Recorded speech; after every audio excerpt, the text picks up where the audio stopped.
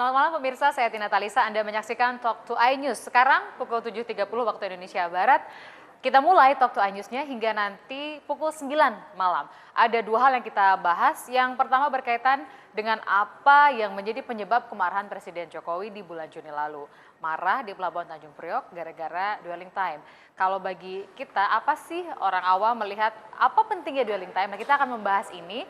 Kenapa kemudian disebutkan bahwa kerugian negara itu kalau kita tidak mempercepat waktu tunggu dari mulai bongkar kontainer sampai keluar pelabuhan yang kita sebut dwelling time itu tidak diperbaiki, kenapa bisa sampai ada timbul kerugian hingga triliunan, bahkan bisa mencapai hampir 1.000 triliun rupiah, yang artinya separuh dari kira-kira APBN kita. Kita akan membahas itu, kemudian hal lain yang kita bahas juga penting bagi kita yang punya adik, anak, masa orientasi siswa. Menteri Pendidikan dan Kebudayaan meminta untuk tidak ada dalam bentuk apapun, tapi ternyata sayangnya masih ada saja pelaksanaan yang niat awalnya baik, tapi dalam pelaksanaan kemudian menimbulkan entah itu sakit fisik atau bahkan hilangnya nyawa dari siswa. Kita mulai pertama informasi berkaitan dengan muktamar atau pertemuan terbesar dari dua organisasi Islam terbesar di Indonesia, yaitu Nahdlatul Ulama dan Muhammadiyah. Kita lihat dulu yang pertama, NU atau Nahdlatul Ulama yang sedang melakukan muktamar di Jombang, Jawa Timur. Ini merupakan muktamar yang ke-33 bagi NU dan hari ini dilaksanakan rapat-rapat yang kemudian nanti akan dibawa ke rapat komisi. Ribuan peserta berdatangan. Mereka mengikuti sidang komisi, kemudian nanti hasilnya akan dibawa pada muktamar NU yang tengah berlangsung di kawasan alun-alun kota Jombang. Sidang komisi digelar di 4 pesantren yang ada di Jombang, Jawa Timur. Apa saja yang dibahas dari mulai masalah organisasi, hukum, sampai pengembangan NU ke depan menjadi hal yang diperhatikan dalam sidang-sidang komisi. Kemudian pengembangan dan keterlibatan NU di sejumlah daerah, terutama daerah pelosok, ternyata menjadi sorotan utama di sidang-sidang komisi. Hasil dari sidang komisi sekali lagi akan dibawa pada acara muktamar Nahdlatul Ulama yang tengah berlangsung di kawasan alun-alun kota Jombang, Jawa Timur. Bisa memberikan penjelasan mengenai Pak Habibie selama ini setelah menerima draft materi. Saya ajak Anda untuk ke rekan kami Teguh yang ada di Jombang, Jawa Timur untuk menyampaikan kepada kita apa perkembangan terakhir yang bisa kita dapatkan dari Muktamar NU ke-33. Teguh. Teguh. Ya, Tina dan pemirsa, saat ini suasana di arena Muktamar NU ke-33 telah siap digunakan untuk melakukan rapat pleno yang rencananya jika tidak terjadi kendala akan diteruskan untuk voting sistem dari pemilihan ketua NU. Dan jika hal ini juga lancar, maka malam hari ini sesuai informasi yang kami dapatkan dari pihak panitia akan dilanjutkan untuk pemilihan ketua NU untuk kepemimpinan 5 tahun ke depan. Dan pada malam hari ini di arena Muktamar NU sudah mulai disiagakan kurang lebih ada 3 peleton keamanan yang merupakan gabungan dari seluruh Jawa Timur guna mengamankan jalannya rapat pleno hingga selesai malam hari nanti. Selain itu, pihak panitia sejak sore hari tadi juga telah menyiapkan pagar besi yang digunakan untuk membedakan peserta Muktamar NU ke-33 dengan peninjau Muktamar NU. Hal ini agar melancarkan proses pemilihan sistem yang akan digunakan untuk menentukan siapa ketua NU untuk 5 tahun ke depan. Dan pemirsa, memang agenda dari Muktamar NU hari ini memang berjalan relatif lancar. Sejak pagi hari tadi, ribuan peserta Muktamar NU telah mendatangi 4 pondok pesantren yang disiapkan oleh panitia untuk melakukan rapat dari komisi. Dan keempat pondok pesantren tersebut, pemirsa, membahas hal yang berbeda. Untuk pondok pesantren Rejoso membahas terkait apa saja program NU 5 tahun ke depan. Kemudian untuk pondok pesantren Den Anyar membahas terkait organisasi. Sementara di Tebu Ireng membahas terkait peraturan-peraturan hukum di NU. Demikian laporan terbaru Muktamar NU ke-33 dari Jombang, Jawa Timur. Kembali ke studio, Tina. Terima kasih Anjung Purbawi dari Jombang, Jawa Timur. Dan kalau di Indonesia tidak punya dua partai politik utama, tapi kita punya dua ormas Islam utama, yaitu NU dan Muhammadiyah. Kebetulan keduanya sekarang masih bermuktamar, meskipun dibuka duluan NU, kemudian belakangan Muktamar Muhammadiyah ke-47 di Makassar. Sekarang kami mengajak Anda untuk ke Makassar. Di sana ada rekan kami Riansyah Mutakin untuk memberikan berita, memberikan informasi kepada kita tentang penyelenggaraan Muktamar Muhammadiyah. Silakan Riansyah.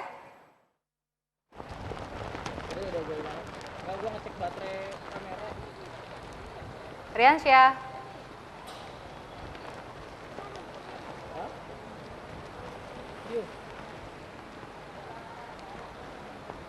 Riansyah Mutakin dari Makassar, Ya, Tina dan juga Sulawesi pemirsa, Selatan. hingga malam hari ini kegiatan Muktamar Muhammadiyah ke-47 masih diisi dengan sidang pleno kedua, di mana setiap perwakilan Muhammadiyah daerah memberikan paparan terkait dengan pencapaian program-program yang telah dilakukan.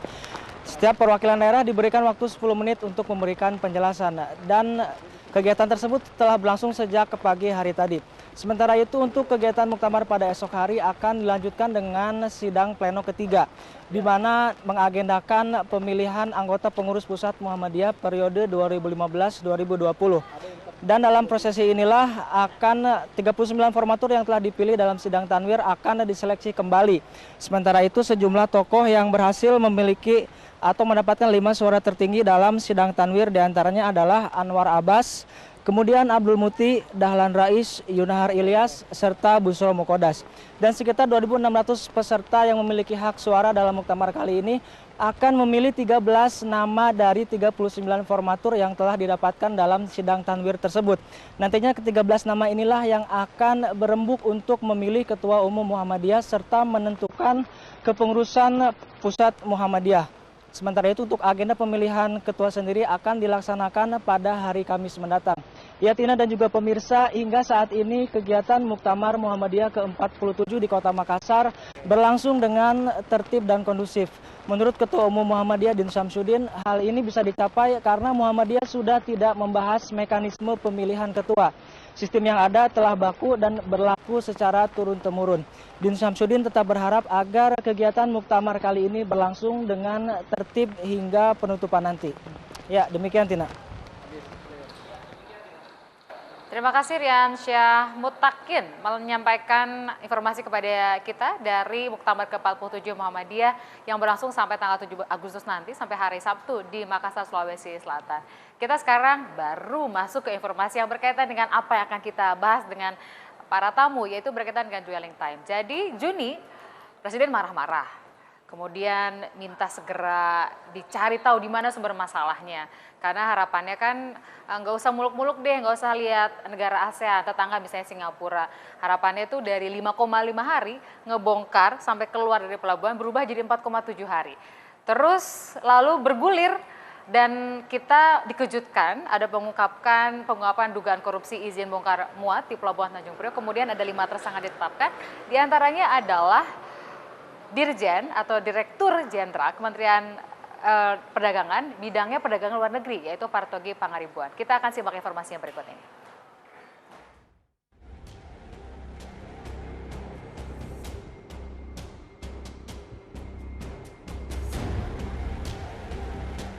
Satuan Tugas Khusus Polda Metro Jaya membongkar dugaan suap besar di Direktorat Jenderal Perdagangan Luar Negeri Kementerian Perdagangan dalam persoalan dwelling time atau waktu bongkar muat di Pelabuhan Peti Kemas Tanjung Priok, Jakarta.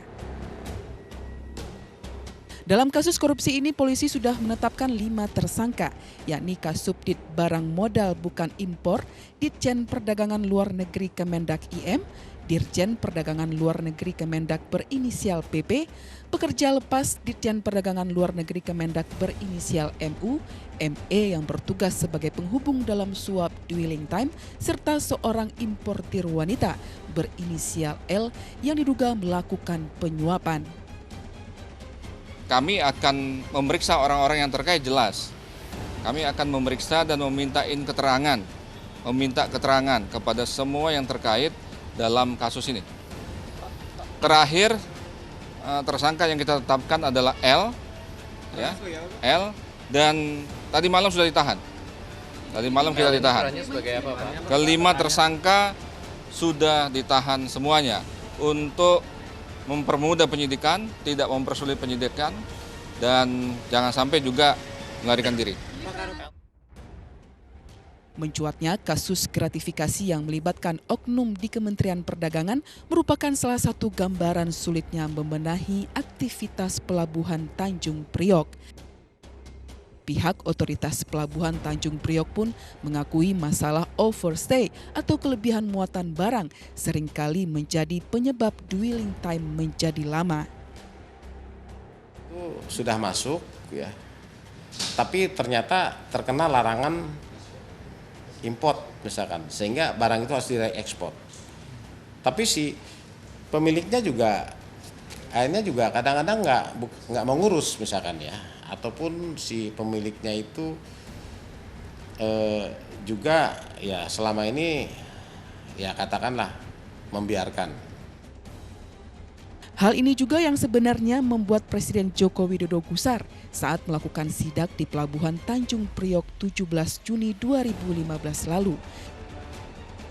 Jokowi mendapat laporan dwelling time yang keluar dari Tanjung Priok melebihi target yang ditentukan yaitu 5,5 hari.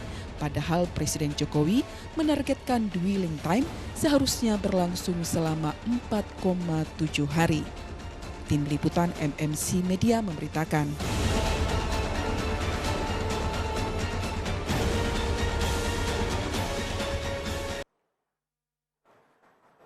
Kita akan sama-sama lebih tahu dulu nih soal bisnisnya, soal usahanya dari sisi pengusaha, kemudian dari sisi regulator, nanti juga akan hadir pengamat dan juga dari pihak kepolisian terkait dengan kasus hukumnya.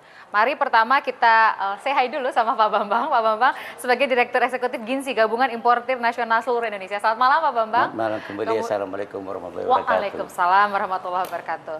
Pak Karyanto Supri sekarang punya peran 2 di Kementerian Perdagangan sebagai Irjen dan juga PLT Dirjen Daglu Perdagangan Luar Negeri, karena setelah kasusnya Pak Partogi kemudian tidak aktif lagi, lalu beliaulah pelaksana tugasnya. Saya ke Pak Bambang dulu. Pak Bambang, ini kan ramai dari mulai Juni. Buat publik kebanyakan, dwelling time itu adalah kita dikasih pemahaman bahwa itu sejak si peti kemas dibongkar sampai keluar, dan disebutkan rata-rata 5,5 hari di Indonesia.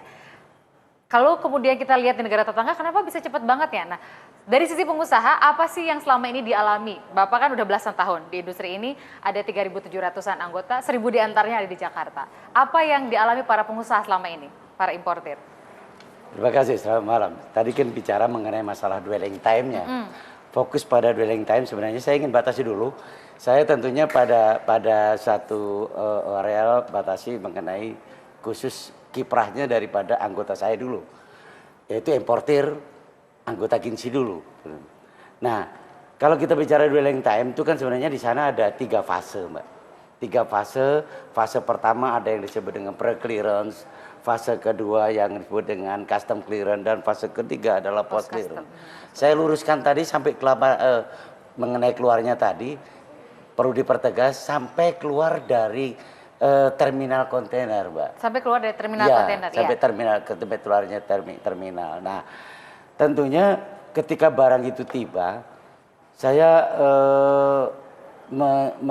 menyikapi dengan pertama adalah mengenai masalah perizinan saya sebagai importir. Siapkah saya dengan perizinan itu, gitu? Ya, tentunya ketika saya sudah siap, ya berarti tinggal menyelesaikan kewajiban-kewajiban saya, kewajiban memenuhi kewajiban pada negara, kewajiban bernegara, dan seterusnya. Nah, selesai ya sudah. Ketika saya mendapatkan apa yang disebut dengan SPPB, surat persetujuan pengeluaran barang, ya keluar. Gitu. Dan disitulah kemudian yang disebut-sebut potensi suap korupsinya besar, begitu ya Pak ya? Kalau kita bicara nanti Pak kita akan ngobrol dengan Bapak lebih jauh untuk membuat pemirsa juga paham. Bener nggak sih di situ tuh katanya basah banget buat siapapun yang ada di situ. Nanti biar Pak Karyanto juga bisa jelasin teman-temannya di mana posisinya teman-teman Bea Cukai juga. Kami kembali sesaat lagi.